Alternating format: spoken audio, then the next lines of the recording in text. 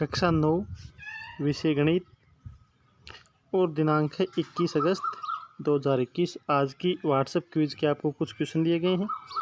तो इस वीडियो में मैं आपको सारे क्वेश्चन का केवल ऑप्शन नहीं बता रहा हूँ, सारे क्वेश्चन यहाँ पर हल करके मैं समझा रहा हूँ। तो आप वीडियो को अंत तक ज़रूर देखें और चैनल पे नए हैं तो चैनल को सब्सक्राइब कर बेल आइकन प्रेस कर दें ताकि ऐसी वीडियो की नोटिफिकेशन आपको लगातार मिलती रहे। तो देखिए, अपना फर्स्ट क्वेश्चन है यहाँ पर, किस माप के युग्म का उपयोग आयत बनाने में नहीं किया जा सकता। तो यहाँ पर आप चार ऑप्शन देखते हैं, इसमें से एक ऑप्शन है विपरीत भुजाएं। अगर आपको आयत की विपरीत भुजाएं दे रखी हैं, यानी एक ये भुजा दे रखी है, एक ये भुजा, ये तो बराबर ही होती हैं। अगर ये ही दोनों दे रखी हैं तो आप इन दोनों के आधार पर आयत नहीं बना सकते। दूसरा प्रश्न है छायांकित आकृति का क्षेत्रफल निकालना। तो आपको यहाँ पर एक वृत्त दिया गया है, इसके अंदर एक दूसरा वृत्त है और दोनों वृत्तों के बीच का ये जो भाग है इसका क्षेत्रफल हमें यहाँ पर निकालना है। तो इसका क्षेत्रफल कैसे निकालेंगे हम, पहले बाहर वाले वृत्त का क्षेत्रफल निकालेंगे और बाद में अंदर वाले वृत्त का क्षेत्रफल निकालेंगे। बाहर वाले से अंदर वाला माइनस कर देंगे तो इस भाग का बच जाएगा। तो वृत्त का क्षेत्रफल क्या होता है, पाई आर स्क्वायर। आर क्या होती है, यहाँ पर त्रिज्या होती है। तो बाहर वाले वृत्त की त्रिज्या हमने कैपिटल आर ली है, अंदर वाले की स्मॉल आर ली है। तो वृत्त का क्षेत्रफल पाई आर स्क्वायर, तो pi R square minus pi R square, एक आर कैपिटल ले लेंगे, एक आर स्मॉल ले लेंगे। आर क्या है, बाहर वाले वृत्त की त्रिज्या, और स्मॉल आर क्या है, अंदर वाले वृत्त की त्रिज्या। तो इसको हल करेंगे हम। पाई का मान कितना होता है, 22/7। आर स्क्वायर यानी 14 × 14 माइनस 22/7, अंदर वाले की 7 है तो 7 × 7। यहाँ पर 7 से 14 कितनी बार कटेगा, 2 बार। 22 को 2 से गुणा करेंगे, 44 × 14। इधर 7 से 7 कट गया तो 22 × 7। 44 को 14 से गुणा करेंगे 616 और 22 को 7 से करेंगे 154, घटाएंगे तो कितना आएगा, 462। इसके आने question number third. Question number third आपको यहाँ पर दिया गया है 62 डिग्री का पूरक कोण। तो देखिए, पूरक कोण क्या होता है, कोई भी दो कोण जिन दोनों कोणों का योग 90 डिग्री हो उनको हम आपस में क्या कहेंगे, पूरक कोण। और अगर 180 डिग्री हो तो उन्हें क्या कहेंगे हम, समपूरक कोण। ये तो पूरक होता है, दो कोण आपस में जिनका योग 90 डिग्री हो तो पूरक और 180 हो तो समपूरक। तो यहाँ पर 62 डिग्री दे रखा है तो हमें पूरक कोण, इसका पूरक कोण देखना है ताकि योग कितना हो जाए, 90 डिग्री। तो 90 में से हम 62 घटा देंगे, कितना आएगा, 28 डिग्री। नेक्स्ट है रैखिक बहुपद की घात कितनी होती है। तो रैखिक बहुपद यानी एक घात होती है उसको रैखिक बहुपद बोलते हैं, दो घात वाले को द्विघात बहुपद, तीन घात वाले को त्रिघात बहुपद। तो यहाँ पर रैखिक बहुपद की घात कितनी होती है, 1 होती है। क्वेश्चन नंबर 5 है y से 5 गुना x घटाया गया। तो ये आपको स्टेटमेंट दिया गया, कथन दिया गया, इसका समीकरण हमें लिखना है। तो y से 5 गुना x घटाया गया। तो y से 5 गुना x, तो यहाँ पर ये थोड़ा गलत लिख दिया मैंने, y से 5 गुना x घटाया गया तो ये आएगा y माइनस 5x। इसका सही उत्तर क्या आएगा, y माइनस 5x, यानी y से 5 गुना x घटाया गया तो y माइनस 5x। इसके बाद क्वेश्चन नंबर 6, समद्विबाहु बाहु त्रिभुज का परिमाप निकालना है। तो यहाँ पर आपको डायग्राम जो दिया गया है वो ऐसे है, यहाँ पर 6 सेमी दिखा रखी है और ये 14 सेमी दिखा रखी है। तो समद्विबाहु बाहु त्रिभुज क्या होता है, ऐसा त्रिभुज जिसकी दो भुजाएं क्या हो, बराबर हो। तो यहाँ पर ये 14 सेमी है तो ये भी कितनी आएगी, 14 सेमी। एक भुजा 14 सेमी, दूसरी 14 सेमी और तीसरी कितनी होगी, 6 सेमी। अब हम परिमाप निकालना है। परिमाप क्या होता है, तीनों भुजाओं को जोड़ने पर जो संख्या आएगी वो ही परिमाप होता है। तो यहाँ पर तीनों को जोड़ देंगे हम, 14 + 14 + 6 बराबर 34, इसका राइट आंसर हो जाएगा। नेक्स्ट क्वेश्चन है, यहाँ पर थोड़ा सा आप कंफ्यूज होंगे। ये जो समीकरण दे रखी है 12 - 6 × 8 3 + 11, ये गलत है, ये मिस प्रिंट है यहाँ पर। तो ये नहीं देखनी है आपको, समीकरण जो दूसरी दे रखी है ये ही देखनी है और इसका मान हमें सही मान बताना है। तो 12 - 6 × 8 भाग 3 + 11। तो यहाँ पर हम बोर्ड मास का नियम लगाएंगे। सबसे पहले ब्रैकेट को हल करेंगे, बाद में भाग को हल करेंगे, बाद में गुणा को हल करेंगे। तो सबसे पहले हम देखते हैं ब्रैकेट, तो पहले हम ब्रैकेट को हल करेंगे। तो 12 - 6 × 8 कितना हो गया, 48 भाग 3 + 11। अब हम भाग को हल करेंगे। तो 12 - 48 में 3 का भाग देंगे, 16 + 11। अब हम प्लस माइनस को साथ भी हल कर सकते हैं। तो ये 12 प्लस का है और 11 प्लस का है, तो 12 और 11 कितने हो गए, 23, और ये माइनस का 16। तो 23 - 16 कितना बचेगा, 7, इसका आंसर आ जाएगा। नेक्स्ट क्वेश्चन है, कितने प्रतिशत फुटबॉल को पसंद करते हैं। यहाँ पर एक आपको पाई चार्ट दिया गया है, चित्र में आप ध्यान से देख सकते हैं। पाई चार्ट में जो पूरा जो कोण होता है वो कितना होता है, 360 डिग्री का होता है।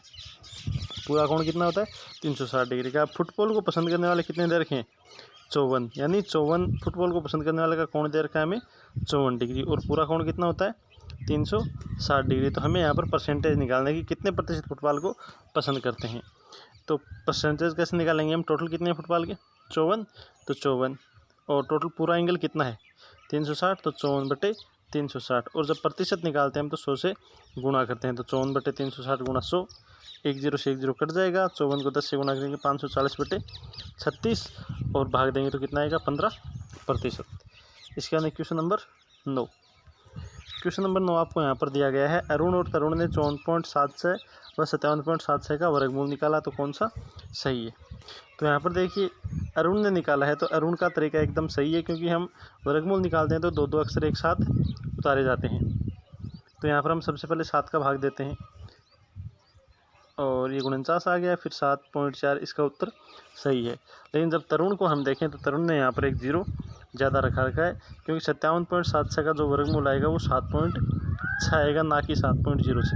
तो तरुण का यहाँ पर गलत है, तो इसमें लिखेंगे हम केवल अरुण ही सही है। इसका next question number 10। Question number 10 आपको यहाँ पर दिया गया है, 30% फुटबॉल, 45% क्रिकेट और शेष बैडमिंटन खेलते हैं। यदि 180 विद्यार्थी फुटबॉल खेलते हैं तो बैडमिंटन खेलने वालों की विद्यार्थियों की संख्या हमें यहाँ पर निकालनी है। तो मान लेते हैं हम कुल विद्यार्थी कितने हैं, x है। फुटबॉल कितने खेलते हैं 30%, क्रिकेट का प्रतिशत कितना है 45, तो बैडमिंटन का कितना बचेगा 100 में से 30 और 45 घटा देंगे तो 25% बैडमिंटन बच जाएगा। अब हमें बैडमिंटन की संख्या निकालनी है, तो बैडमिंटन की संख्या निकालने के लिए हमें सबसे पहले तो ये संख्या निकालनी होगी कि टोटल खेलने वाले कितने हैं। यहाँ पर जो 180 है ये तो फुटबॉल खेलने वाले, तो हमें पहले ये निकालना है कि टोटल खेलने वाले हैं कितने। तो यहाँ पर फुटबॉल खेलने वाले की संख्या कितनी है 80 है। अब प्रश्नानुसार फुटबॉल का प्रतिशत कितना है 30% है, तो 30/100, और गुणा में क्या आएगा, टोटल कितना माना था हमने x लिया है, तो गुणा x बराबर ये फुटबॉल खेलने वालों की संख्या है, और उनकी संख्या है कितनी 180 दे रखी, तो बराबर 180। यहाँ पर हम क्या निकालेंगे, पूरा मान निकालेंगे, टोटल खेलने वाले विद्यार्थी कितने हैं। यहाँ पर x का मान हम निकालेंगे, तो x का मान इसको सोल्व करेंगे तो कितना आ जाएगा 600 आ जाएगा। अब 600 टोटल आ गए तो हम बैडमिंटन के आराम से निकाल पाएंगे। तो बैडमिंटन के कितने हो जाएंगे, बैडमिंटन का प्रतिशत है 25, तो 25/100 गुणा 600, तो कितना आ जाएगा 150। तो बैडमिंटन खेलने वाले कितने हैं 150। नेक्स्ट क्वेश्चन है क्वेश्चन नंबर 11। दिए गए आंकड़ों का माध्य 17 हो तो x का मान हमें यहाँ पर निकालना है। आंकड़े दिए गए हैं 23, 15, 21, 20, 3x - 5, 20, 16, 15 और 13। तो माध्य क्या होता है, यहाँ पर माध्य होता है प्रेक्षणों का योग बटा प्रेक्षणों की संख्या, यानी जितनी संख्याएं दे रखी हैं उन सबको जोड़ दो और टोटल संख्या है कितनी उसका भाग दे दो, तो वो माध्य होता है। तो माध्य कितना दे रखा है 17, तो माध्य की जगह हम लिखेंगे 17 बराबर सभी प्रेक्षणों को हम जोड़ देंगे, 23 + 15 + 21 + 20 + 3x - 5 + 20 + 16 + 15 + 13 और भाग टोटल संख्या है कितनी 9 है, तो 9 का हम भाग दे देंगे। अब 9 यहाँ भाग में इसको हल करेंगे हम तो दूसरी साइड में आएगा गुणा में आ जाएगा, तो 17 गुणा 9 बराबर इनको जोड़ेंगे और यहाँ से 5 है वो माइनस हो जाएगा, तो जोड़ने पर आएगा 138 और 5 घटा देंगे, सॉरी जोड़ने पर आएगा 143, 5 घटाएंगे तो 138 + 3x। अब इनका गुणा करेंगे 153 बराबर 138 + 3x, तो 138 प्लस का दूसरी साइड में जाएगा तो माइनस का हो जाएगा, तो 3x बराबर 153 - 138 घटाएंगे 3x बराबर 15 और x बराबर कितना आ जाएगा 3 का भाग लग जाएगा, तो 15/3 बराबर 5। इसके बाद प्रश्न संख्या 12। प्रश्न संख्या 12 आपको दी गई है, आयत का क्षेत्रफल और वर्ग के परिमाप के बराबर है, यानी आयत के क्षेत्रफल का आंकिक मान, क्योंकि इकाई दोनों की अलग अलग होती है क्षेत्रफल की और परिमाप की, तो यहाँ पर आंकिक मान की बात हो रही है। आयत का क्षेत्रफल और वर्ग के परिमाप बराबर है। आयत की लंबाई चौड़ाई 6 और 8 है, तो वर्ग की भुजा हमें निकालनी है। तो आयत का क्षेत्रफल क्या होता है, लंबाई गुणा चौड़ाई, लंबाई और चौड़ाई 6 और 8 है, तो क्षेत्रफल कितना हो गया 6 × 8 वर्ग सेमी। अब यही वर्ग का परिमाप आएगा, क्योंकि आयत का क्षेत्रफल और वर्ग का परिमाप क्या है बराबर है, तो वर्ग का परिमाप कितना आ जाएगा 48 सेमी। यहाँ पर वर्ग सेमी नहीं आएगा क्योंकि आंकिक मान बराबर है, परिमाप की जो इकाई सेमी होती है क्षेत्रफल की इकाई वर्ग में आती है। अब वर्ग के परिमाप का सूत्र क्या होता है 4 × भुजा बराबर 48, 4 यहाँ पर गुना में दूसरी साइड में जाएगा तो भाग में, तो 48 में 4 का भाग देंगे तो कितना आएगा 12 सेमी।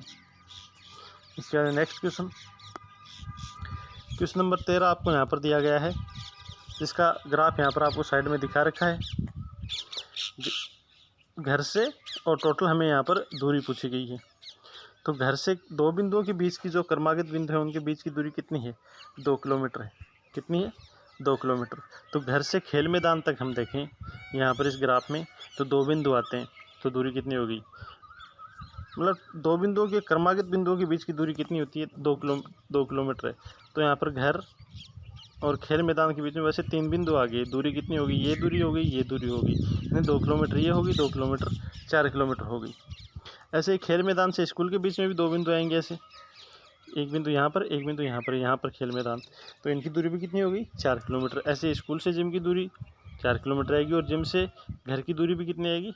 बीच में 2 बिंदु है तो 4 कितनी होगी? 4 किलोमीटर। तो टोटल दूरी कितनी हो जाएगी? 16 किलोमीटर। इसका यानी क्वेश्चन नंबर 14। क्वेश्चन नंबर 14 थोड़ा सा अलग है, थोड़ा सा आप इसको ध्यान से समझेंगे। 2 अंकों की संख्या के अंकों का योग 8 है, यानी 2 अंकों की कोई संख्या है, जैसे मान लो 45 है, 44 है, तो इसके अंकों का योग कितना आ गया? 8 है। यदि हम संख्या के अंकों को बदल दें, यानी अंकों को बदल दिया जाए, जैसे मान लो मैं 44 नहीं लेता हूँ यहाँ पर, तो अंक दोनों बराबर ही आ गए। जैसे मान लो मैंने 62 लिया, 62 के 2 अंक है, दोनों का अंक कितना है? योग कितना है? 8 आएगा। यदि हम अंकों को बदल दें, यानी इकाई को दाई पर लाएं, दाई को इकाई पर लाएं, तो अंक कितनी हो जाएगी? 26 हो जाएंगे। तो अंक बदल दें तो नई संख्या जो आती है वो मूल संख्या से 18 अधिक है, यानी नई संख्या जो हमारे पास बनती है वो मूल संख्या से कितनी है? 18 ज़्यादा है, तो हमें मूल संख्या निकालनी है। तो इसका हल हम कुछ इस तरीके से लिखेंगे कि माना 2 अंकों की संख्या का एक अंक, यानी इकाई का अंक मान सकते हैं हम x है, तो दूसरा दाई का कितना हो जाएगा? दोनों का योग 8 है, तो 8 माइनस x हो जाएगा। तो हमारी संख्या क्या बनेगी? तो ये थोड़ा सा आप ध्यान से समझिए इस स्टेप को, कि जब 2 अंक हम आपको दिए गए, जैसे मान लो मैंने लिख दिया कि इकाई का अंक 5 है और दाई का अंक 2 है, तो इनसे संख्या कैसे बनाएंगे हम? तो दाई का अंक है वो 10 से गुणा होता है। जब हम स्थानीय मान निकालते हैं, दाई का अंक 10 से गुणा होता है और इकाई का अंक 5 से गुणा होता है, और फिर दोनों को जोड़ दिया जाता है। तो देखो, दाई का अंक 2 है, इकाई का अंक 5 है, तो संख्या इस तरीके से बनती है 2 गुणा 10 प्लस 5 गुणा 1। 2 को 10 से करेंगे 20 और 5 जोड़ देंगे 25, तो संख्या क्या बनेगी? 25। यानी दाई का अंक 10 से गुणा होता है और इकाई का अंक 1 से गुणा होता है। तो यहाँ पर दूसरा अंक हमने दाई का ये लिया है, तो 8 माइनस x से ये 10 से गुणा हो जाएगा, और इकाई का अंक 1 है, ये x है, तो ये 1 से गुणा हो जाएगा। तो x गुणा 1 प्लस 8x माइनस 10, x गुणा 10 गुणा करेंगे तो x प्लस 10 को 8 से करेंगे 80, और 10 को माइनस x से करेंगे माइनस का 10x, ऐसे आ गया। और ये 10x और ये x तो माइनस का 9x आ जाएगा। ये हमारी मूल संख्या बन गई। अब दूसरी कंडीशन है संख्या के अंकों को हम बदल दें, तो अंकों को हम बदल देंगे तो पहला अंक क्या हो जाएगा? 8 माइनस x, दूसरा क्या हो गया? x हो गया। आगे देखते हैं इसको, तो दूसरा क्या हो गया? x हो गया। अब दूसरा अंक है, इसको 10 से गुणा करेंगे और पहले अंक को 1 से गुणा करेंगे, तो वही प्रक्रिया है 8 माइनस x गुणा 1 प्लस x गुणा 10। तो यहाँ पर क्या आएगा? 8 minus x plus 10x। Solve करेंगे इसको तो 8 तो ऐसा कैसा रहेगा, 10x में से x घटाएंगे तो 9x। ये नई संख्या आ गई। ये तो क्या थी? मूल संख्या थी हमारी, और ये क्या है? नई संख्या। ये तो 1 नंबर समीकरण मान लो इसको, ये 2 नंबर मान लो। तो 2 नंबर तो क्या है? नई संख्या है। 1 नंबर क्या है? मूल संख्या है। अब प्रश्न में दिया गया है कि जो नई संख्या है वो मूल संख्या से 18 ज़्यादा है, यानी नई संख्या 18 ज़्यादा है, तो नई संख्या से हम मूल संख्या को घटा देंगे तो 18 बच जाएगा। तो यहाँ पर नई संख्या तो ये बनी अपनी 8 प्लस 9x, और मूल संख्या थी 80 माइनस 9x, इनको घटा दिया, बराबर क्या आ गया? 18 आ गया। तो 8 प्लस 9x, अब ये ब्रैकेट खोल देंगे तो माइनस का 80, और ये माइनस माइनस क्या हो गया? प्लस हो गया 9x, बराबर 18। ये 9x और ये 9x दोनों जुड़ गए, 18x, और इधर पहले से 18 है, 80 माइनस का इधर आएगा प्लस का, और प्लस का 8 इधर आएगा माइनस का, तो 18x बराबर कितना आ गया? 90। 18x बराबर कितना आ गया? 90 आ गया। तो x बराबर कितना आ जाएगा? 90 में 18 का भाग दे देंगे तो कितना आ जाएगा? 5। तो x का मान आया है 5। तो पहला अंक हमने x लिया था तो 5 आ गया। दूसरा अंक क्या था? 8 माइनस x था, तो 8 माइनस 5 यानी 3 हो जाएगा। तो संख्या क्या बन जाएगी? दूसरे अंक को हम 10 से गुणा कर देंगे और पहले अंक को 1 से गुणा कर देंगे, तो 3 गुणा 10 प्लस 5 गुणा 1 बराबर 30 प्लस 5, संख्या आएगी हमारी 35। इसके अंदर देखते हैं हम नेक्स्ट क्वेश्चन। नेक्स्ट क्वेश्चन आपको यहाँ पर दिया गया है, मान ज्ञात करो। 4√7 plus 2√3 minus 18 plus 3√8 minus 3√3 plus √2 plus 10। तो यहाँ पर एक चीज़ देखो आप, अंडर रूट में कोई भी अगर संख्या दी गई है आपको, तो उसको आपको किसी भी प्रकार की छेड़खानी नहीं करनी है, क्योंकि अंडर रूट की संख्या जो होती है, जैसे मान लो अंडर रूट 2 है और इसमें आपको अंडर रूट 2 ही जोड़ना है, तो ये नहीं जुड़ते कभी भी। हाँ, गुणा करने की बात आ जाए तो गुणा कर सकते हैं हम, लेकिन इनको हम जोड़ नहीं सकते। ये एक तरीके से, और ये चर संख्याएँ हैं, इनको बिल्कुल भी चेंज नहीं होती है। तो यहाँ पर 4 अंडर रूट 7 है और 3 अंडर रूट 7 है, दोनों को जोड़ेंगे हम। तो यहाँ पर 4 और 3 जुड़ सकते हैं, अंडर रूट 7 ये नहीं जुड़ेंगे। ये मान लो x है, तो ये 4x और ये 3x दोनों जुड़ गए तो कितने आ गए, 7x हो गए, तो 7 रूट 7 आ जाएगा। ये 2 रूट 3 और माइनस का 3 रूट 3, तो 2 रूट 3 में से 3 रूट 3 घटाएंगे तो माइनस का रूट 3 बच जाएगा। और ये रूट 2 ऐसा कैसा, -18 + 10 तो क्या आएगा, माइनस का 8, तो इसका आंसर आ जाएगा 7 root 7 minus root 3 plus root 2 minus 8। इसके बाद नेक्स्ट क्वेश्चन भी आप थोड़ा सा ध्यान से समझेंगे। एक घनाभाकार, ये घनाकार दे रखा है, गलत है, घनाभाकार आएगा यहाँ पर, आपके क्वेश्चन में वैसे गलत दिया गया है। एक घनाभाकार ताल के आधार की लंबाई और चौड़ाई 4.5 मीटर और 6 मीटर है, इसकी ऊंचाई 2 मीटर है। यदि ताल के आधार और चारों दीवारों पर टाइल लगानी है तो टाइलों का कवर का कुल क्षेत्रफल ज्ञात करो। तो यहाँ पर एक चीज़ देखिए, हम घनाभ का जब हम क्षेत्रफल निकालते हैं तो घनाभ का क्षेत्रफल ये होता है 2 गुणा लंबाई गुणा चौड़ाई, चौड़ाई गुणा ऊंचाई, ऊंचाई गुणा लंबाई। ये घनाभ की चारों दीवारों का क्षेत्रफल, नीचे के फर्श का क्षेत्रफल और ऊपर की छत का क्षेत्र, सीलिंग का क्षेत्रफल, सबका क्षेत्रफल मिला के आता है, क्योंकि घनाभ में 6 फलक होते हैं, ये सभी 6 फलकों का क्षेत्रफल आ जाता है। लेकिन हमें किसका निकालना है, चारों दीवारों का और एक आधार का, यानी 5 ही फलकों का क्षेत्रफल हमें निकालना है, ऊपर वाला भाग छोड़ देना है। तो सबसे पहले हम पूरे का निकालेंगे 6 भागों का, और उसमें से फिर एक भाग जो है ऊपर वाला, उसका हम क्या करेंगे, घटा देंगे। तो 6 का निकालने के लिए हम ये सूत्र लगा देते हैं, 2 गुणा लंबाई गुणा चौड़ाई, चौड़ाई गुणा ऊंचाई, ऊंचाई गुणा लंबाई। 2 लंबाई चौड़ाई कितनी है, 4.5 और 6, चौड़ाई ऊंचाई 6, 2 ऊंचाई लंबाई 2 और 4.5। इसको सोल्व करेंगे तो कितना आएगा, 96 वर्ग मीटर। अब ताल के चारों दीवारों का क्षेत्रफल, ताल का, फर्श का और चारों दीवारों का क्षेत्रफल, तो ताल का पूरा क्षेत्रफल और उसमें से ताल के ऊपरी भाग का क्षेत्रफल हम घटा देंगे। ऊपर वाला भाग कैसा होता है, आयताकार होता है, तो 96 में से आयत का क्षेत्रफल क्या होता है, लंबाई गुणा चौड़ाई, तो लंबाई और चौड़ाई 6 गुणा 4.5 हम घटा देंगे, 96 माइनस 27, तो उत्तर कितना आ जाएगा, 69। इसके बाद नेक्स्ट क्वेश्चन नंबर 17 आपको यहाँ पर दिया गया है। एक वाटर पार्क में 2 पुल हैं, ए और बी। ए एक आयताकार पुल है जो 40 मीटर लंबाई, 35 मीटर चौड़ाई और 5 मीटर गहरा है, यानी लंबाई चौड़ाई ऊंचाई तीनों इसकी दे रखी है, ये भी घनाभ के आकार का ही है। और पुल बी जो है वो एक बेलन के आकार का है, जिसकी गहराई 4 मीटर है और व्यास 20 मीटर है। तो कौन सा कथन, यहाँ पर आपको 4 कथन दिए गए हैं, कौन सा कथन सही है, और कथन में लिखा हुआ है क्षमता के बारे में, चारों कथनों में क्षमता दे रखी है। क्षमता क्या होता है, आयतन होता है। तो पुल एक आयतन निकालेंगे हम, तो घनाभ है, घनाभ का आयतन क्या होता है, लंबाई गुणा चौड़ाई गुणा ऊंचाई, तो 40 गुणा 35 गुणा 5 तो कितना आ गया, 7000 वर्ग मीटर इसका क्षेत्रफल आ गया। पुल बी है बेलनाकार, तो बेलन का आयतन होता है πr²h, तो यहाँ पर पाई का मान देना है 3.14। आर यहाँ पर व्यास दे रखा है 20, तो आर कितनी होगी 10, 10 गुणा 10 गुणा 4, इसका क्षेत्रफल आयतन कितना आ गया 1256। दोनों के आयतन में अंतर कितना है, घटा देंगे, घटाएंगे तो कितना आएगा 5744। तो यहाँ पर पहला जो कथन है, पुल ए की क्षमता पुल बी से 5744 मीटर क्यूब अधिक है, ये कथन इसका सही हो जाएगा। इसके बाद क्वेश्चन नंबर 18।